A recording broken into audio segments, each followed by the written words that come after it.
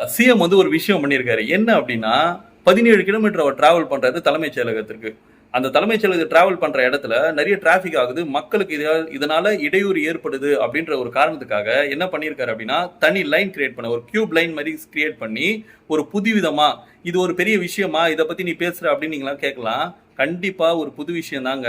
மத்த நேரத்துல மத்த சிஎம்லாம் இதுக்கு முன்னாடி இந்த சிஎம்லாம் கான்வாய் போகும்போது அதிகமா டிராபிக் ஏற்பட்டு மக்கள் பெரிதும் அவதிப்பட்டிருக்காங்க. ஆனா இப்போ அந்த அவதியை கருத்தில் கொண்டு அவர் என்ன பண்ணியிருக்காரு அப்படின்னா, கியூப் லைன் மாதிரி கிரியேட் பண்ணி அதுல போறாரு.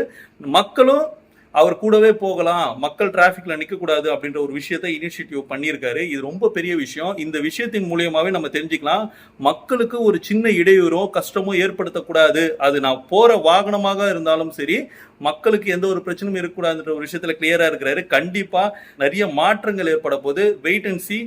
மாற்றத்தை உருவாக்க தான் நம்ம தளபதி வந்திருக்காரு என்ற விஷயத்தை இந்த விஷயம் மூலியமா நான் பதிவு பண்ண விரும்புறேன்.